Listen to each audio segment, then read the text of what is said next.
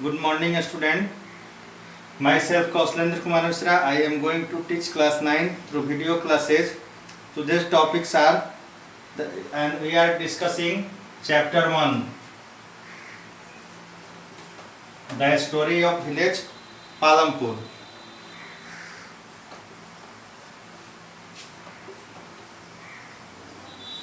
A story of village Palampur.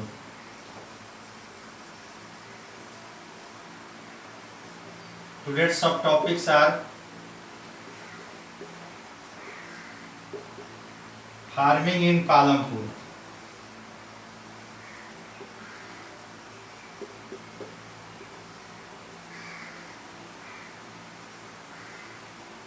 Farming in Palampur. अब देखो, तो farming is the main production activity in Palampur. Palampur का main production activity क्या था? फार्मिंग था। It means what? 75% peoples who are working in agriculture sectors and dependent on their livelihood on Palampur. वह अपने livelihood के लिए किस पर निर्भर थे? पालमपुर में फार्मिंग पर निर्भर थे। livelihood means the activity and people do that activity and earn their living, our income, and fulfill their all basic need. That activity of that part concerned people are known as the livelihood. But there are two types of laborers or farmers works in Palampur. One, farm laborers, another farmers. Farmers means those people who have own land and they work in their own land, known as the farmers. And farm laborers means the person who work in the agricultural sector but on the land of other farmers. वो जो जमीन है, जो field है, वो दूसरे farmers का है और वहां पर वो लेबर के रूप में वर्क कर रहा है, वर्कर के रूप में। That farmers is known as the farm labourers. तो फार्मर्स और फार्म लेबरर्स के रूप में 75% से ज्यादा लोग पालमपुर में फार्मिंग में इंगेज हैं, फार्मिंग एक्टिविटी में इंगेज हैं और उसी से उनको इनकम मिलता है और अपनी सारी नीड को फुलफिल करते हैं। और पालमपुर में इनिशियली क्या था? 1960 में only 120 hectare of land are cultivated. Land are cultivated. लेकिन क्या हुआ? धीरे धीरे एरिया बढ़ते गया, मतलब जो अनकल्टिवेटेड लैंड थे उनको कल्टिवेटेड लैंड में कन्वर्ट करना पड़ा और जो लैंड था वो फिक्स था। Fix means we can not extend our land, only that things is possible gradually that uncultivated land convert into cultivated land. ये काम पालमपुर में फार्मिंग का कंडीशंस था। उसके बाद से और increase the productions the another option choose by the farmers. The second topic इसके अलावा जो था वो था is there a way one can grow more from the same land. इसी के तहत फार्मिंग इन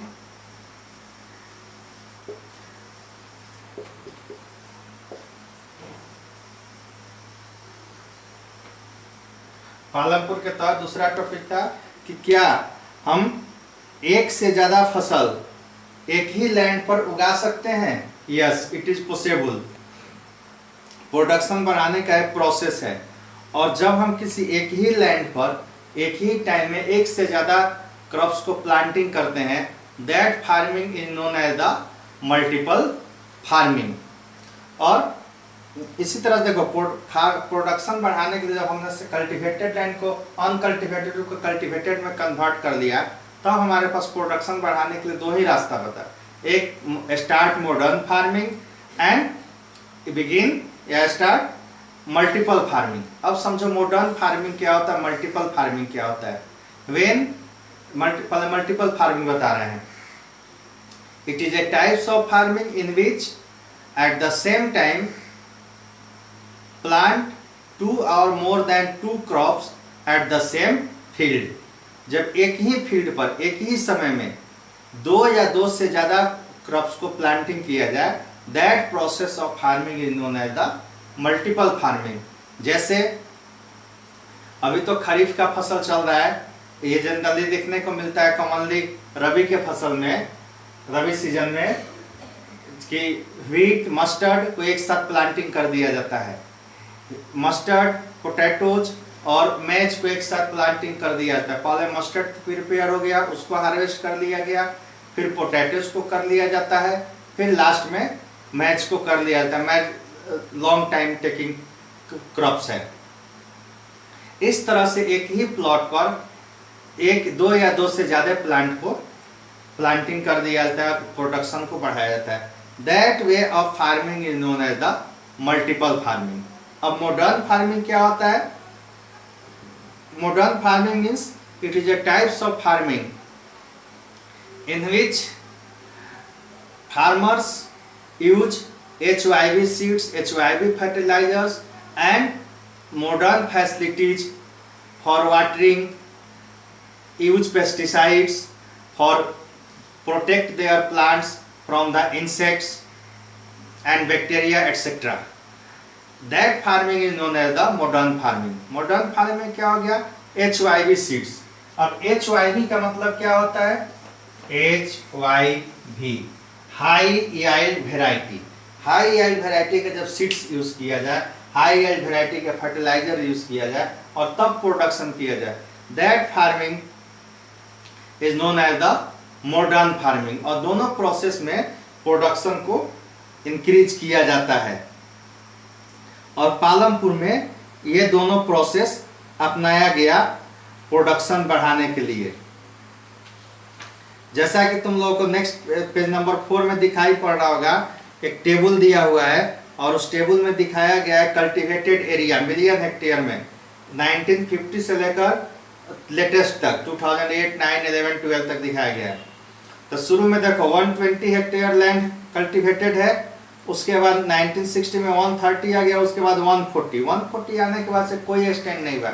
मतलब कि अब हमारे पास अगर प्रोडक्शन बढ़ाना है तो मल्टीपल फार्मिंग और मॉडर्न फार्मिंग एक वे रह गया। इधर देखो एक पिक्चर में दिया हुआ है कि एक फार्मर है, HYB सीड्स यूज कर रहा है, मॉडर्न फार्मिंग में फर्टिलाइजर यूज कर रहा है, ट्रैक्टर यूज कर रहा है, ट्यूबवेल यूज कर रहा है। तो ये फार्मिंग ये क्या है कि ये मॉडर्न फार्मिंग हो गया। Then the multiple farming and modern farming is the way for increase applied the production process for increase the production in agricultural sector. ये काम पालमपुर में किया गया। अब एक होमवर्क में क्वेश्चन लिख लो, what are difference between modern farming and multiple farming. इसके बाद आता है विल द लैंड सस्टेन, क्या लैंड को हम लोग सस्टेन कर सकते हैं। तो देखो लैंड को सस्टेन का मतलब ये हुआ कि हम ऐसे लैंड का यूज करें, लैंड का हम इस तरह से यूज करें ताकि उसकी प्रोडक्टिविटी डाउन नहीं हो। जैसे कोई फार्मर्स है, will the land sustain, sustain का मतलब समझो कि it is a way of farming in which farmers use the modern fertilisers or pesticides in their farming process, but no loss of fertility of land। Generally क्या होता है कि हम production increase करने के लिए हम लैंड को नहीं एक्सटेंड कर सकते हैं। क्या हमारे पास पॉसिबिलिटीज है? हम किसको बढ़ा सकते हैं? हम सिर्फ फर्टिलाइजर बढ़ा सकते हैं, सीड्स बढ़ा सकते हैं। लेकिन जब हम कंटिन्यूअसली सीड्स और फर्टिलाइजर्स को बढ़ाते जाएंगे तो हमारा प्रोडक्शन तो बढ़ेगा, लेकिन एक टाइम ऐसा आएगा कि हम कितना भी सीड्स और फर्टिलाइजर्स बढ़ाते जाएंगे बट हमारा प्रोडक्शन कांस्टेंट रहेगा। उस केस में जो हमारा प्रोडक्शन होगा वो प्रोडक्शन बढ़ेगा लेकिन लैंड की फर्टिलिटी डाउन होते जाएगी, तो वहां पर लैंड का सस्टेन नहीं हो रहा है। लैंड का सस्टेन का मतलब क्या होता है कि we apply the production process in agricultural sector but we take care the maintain the quality of land. It means in any condition the fertility of land cannot be decreased. If we apply the such types of process, that means कि land will sustain. So land will sustain when we need to apply the process in agriculture sector or increase the production, but the way of process is as it is. After that there is no condition to create for losing the fertility of land.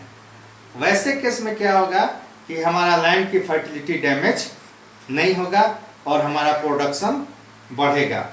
अब आता है how is land distributed in farmers of Palampur. तो यहाँ देखो ये जो picture है book में, ये क्या बताता है, पालमपुर का प्लॉटिंग दिखा रहा है। तो यहाँ देखो लैंड का डिस्ट्रीब्यूशन कि कुछ प्लॉट बड़ा बड़ा भी है, ये सब बड़ा बड़ा प्लॉट है और ये भी बड़ा ये भी बड़ा, इसी में कुछ बहुत छोटा टुकड़ा है, कुछ बहुत छोटा छोटा टुकड़ा है। इसमें ये क्या दर्शाता है कि पालमपुर में जो लैंड का डिस्ट्रीब्यूशन है आर नॉट इक्वल नहीं है।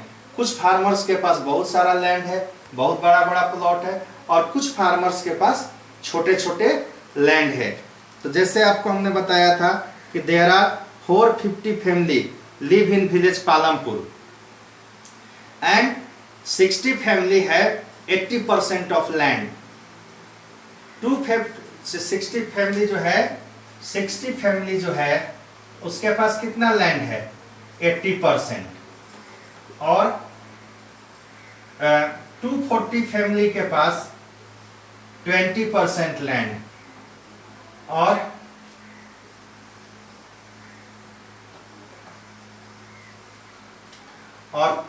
150 फैमिली है no land,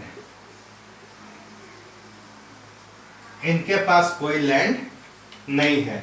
it means what कि they are big land owner family, they are middle farmer और middle land owner family, and they are the landless farmer.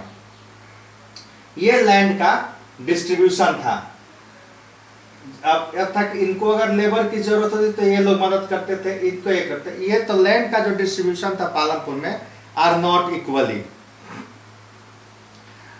तो ये हो गया हमारे यहाँ लैंड डिस्ट्रीब्यूशन का कंडीशन इन विलेज पालमपुर। जैसे ये ग्राफ भी बता रहा है, ये जो पाई चार्ट है कल्टीवेटेड एरिया और numbers of farmers.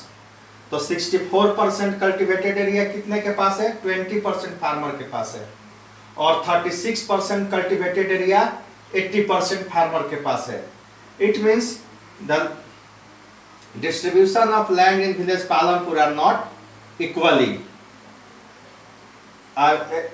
that is so that the data of the land distribution of village Palampur also. In next class we discuss the topics under this topic. The subtopics are who will provide the labor and the capital needed in farming and sale of surplus farm product. So our class is going to over, and homework is what are difference between multiple farming and modern farming. Okay, thanks, have a nice day.